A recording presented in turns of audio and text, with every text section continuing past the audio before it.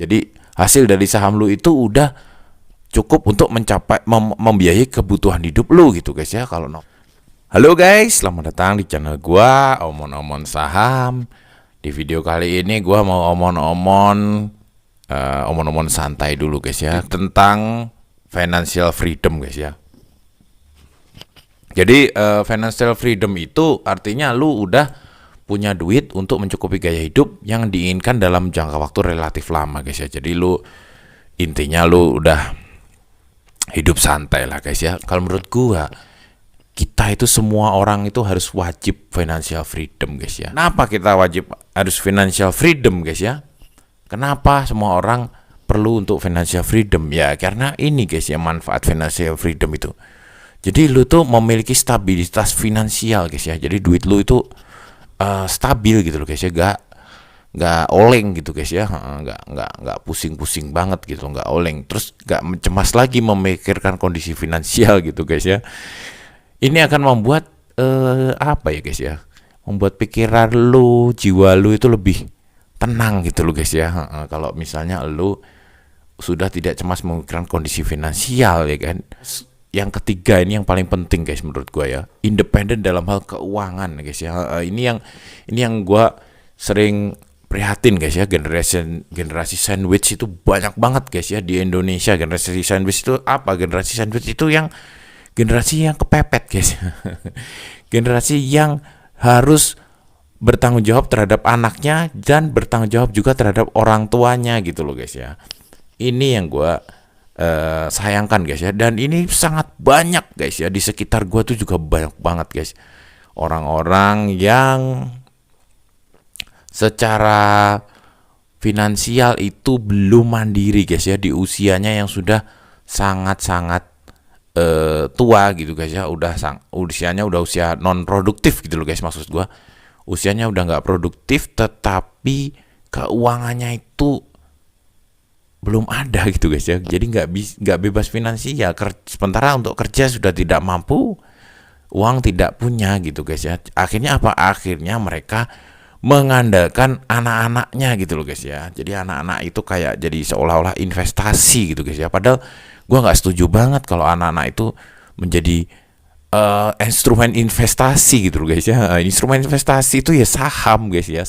Anak itu adalah titipan ya, titipan dari Tuhan buat lu jaga ya guys ya.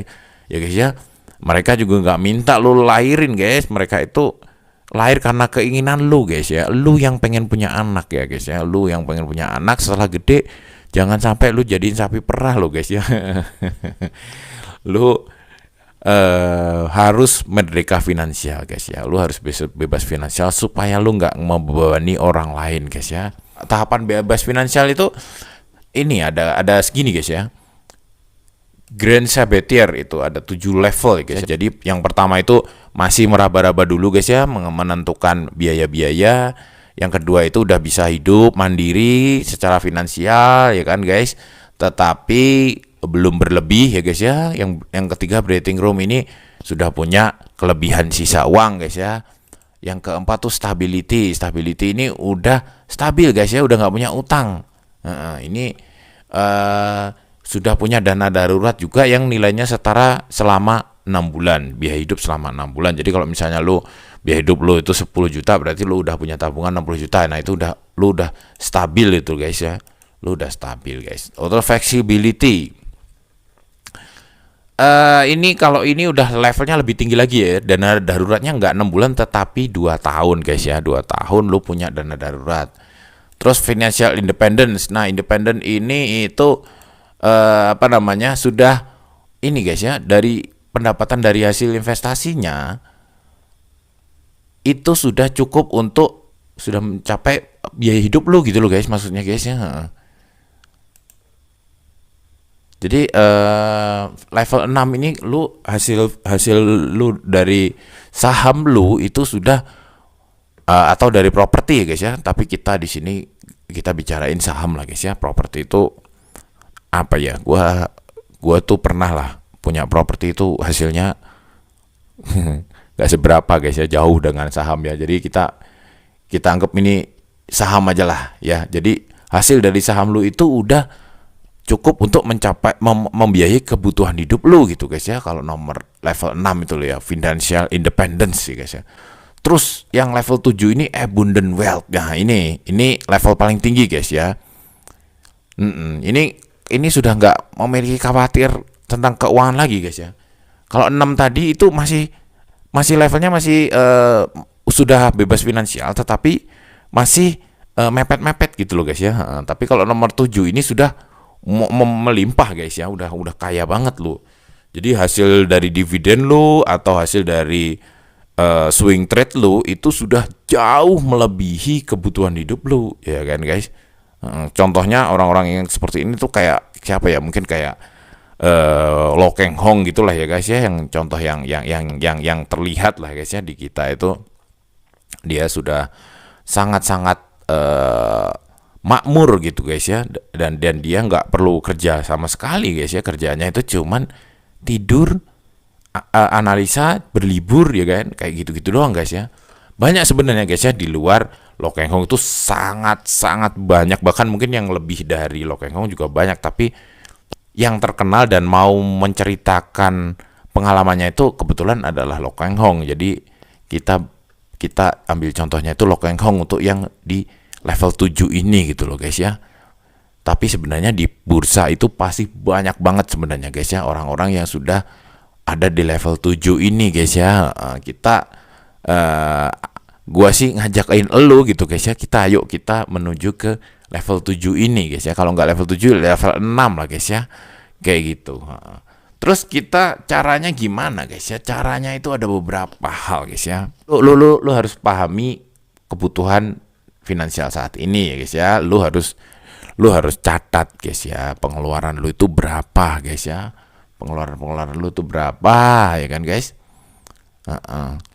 Penghasilan lu berapa. Terus lakukan perencanaan guys ya. Lu harus melakukan perencanaan ya guys ya. Mungkin perencanaan kayak gini kemarin lo guys, gua ada pernah contohin guys ya. Ini contohnya ya guys ya, yang porsi 50 30 20 ini lu harus bisa atur seperti ini guys ya.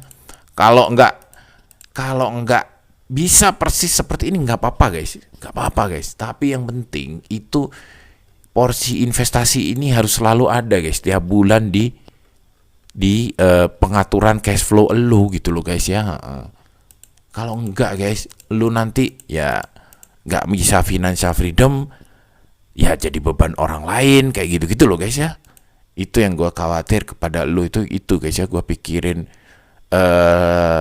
supaya lu itu nggak sampai menjadi beban anak-anak lu nanti gitu loh guys ya, atau beban keluarga lu gitu loh guys ya. Jangan sampai gitu guys ya. Oke, lakukan rencana keuangan ya guys ya. Tabungan lu harus cukup guys ya. Lu kalau memang tabungan lu harus cukup, terus mencari penghasilan tambahan guys ya. Kalau misalnya kerjaan lu tuh gajinya sekarang sangat mungil ya, UMR atau mungkin di bawah UMR, ya lu harus cari tambahan lah guys, biar lu bisa mulai nabung gitu guys ya, mulai ada penghasilan yang berlebih lah guys ya. Terus mulai investasi saham guys ya, harus guys ya. Nah di channel ini tuh gue banyak kasih simulasi guys ya, dividend reinvestment plan ya guys. Terutama dividend reinvestment plan itu adalah sangat cocok untuk financial independence atau bebas finansial tuh cocok guys ya. Karena itu akumulasi dalam jangka panjang juga akan terus berkembang dan menjadi sangat besar. Oke, yang keenam, lu harus lunasin utang guys. Lu kalau bisa lu lunasin utang-utang lu guys ya. Jadi kalau misalnya kita masih berutang itu akan agak susah bebas finansial gitu loh guys ya. Karena masih pusing mikirin utang. Jadi kita harus mulai ngelunasin utang. Kalau dirasa terlalu berat, lu nggak bisa ngelunasin utang, ya mungkin lu jual aja gitu guys ya. Misalnya mobil lu adalah kredit gitu guys ya, menurut lu akan susah untuk lunasin, ya udah jual aja, lunasin gitu guys ya. Kalau misalnya lu rumah 2 gitu guys ya, kalau rumah sih janganlah guys, jangan dijual lah. Misalnya mobil lah guys ya, mobil misalnya lu susah lunasin, lu jual juga nggak apa-apa guys ya, nggak terlalu penting sebenarnya mobil itu. Oke, persiapan dana darurat ya, kita siapin dana darurat ya, kita nyimpen kita nabung guys ya untuk dana darurat. Itu standarnya tadi ya guys ya. Kalau level apa tadi? Level ini itu 6 bulan ya guys ya. 6 bulan stability itu 6 bulan. 6 bulan kebutuhan hidup itu harus ada tabungan. Flexibility itu 2 tahun guys ya. Jadi 2 tahun nggak ada penghasilan, lu tetap hidup gitu guys ya. Pengisian dana darurat. Terus gaya hidupnya sederhana ya. Ini guys ya, ini yang gua ini guys ya, gua pengen discuss sama kalian tuh guys ya. Kalau kalian pengen share-share ya kalian komen lah guys ya. Ini guys ya, gaya hidup sederhana ini yang susah banget buat masyarakat Indonesia guys ya. Masyarakat kita ini banyak yang gayanya tuh tinggi guys ya. Jadi apa?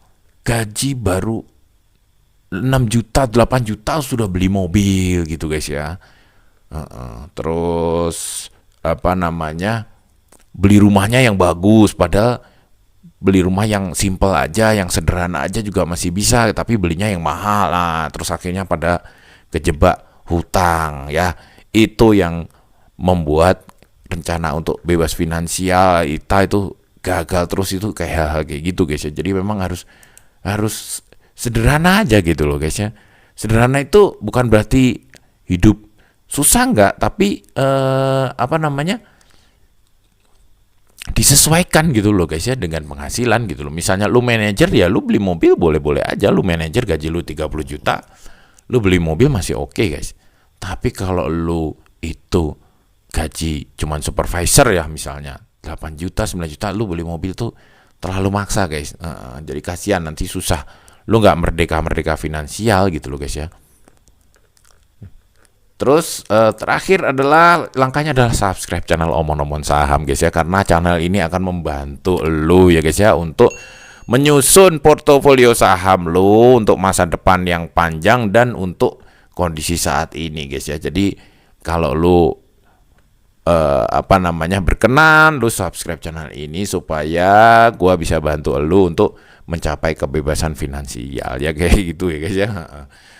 Oke, mungkin seperti itu dulu guys ya. Mudah-mudahan ya guys ya, kita semua, lu, gua ya guys, kita semua bisa secepatnya ya dalam waktu beberapa tahun ini kita bisa mencapai kebebasan finansial lewat bursa saham ya. Oke, kayak gitu dulu guys. Omong-omong kali ini, sampai jumpa lagi di video selanjutnya. Wassalam.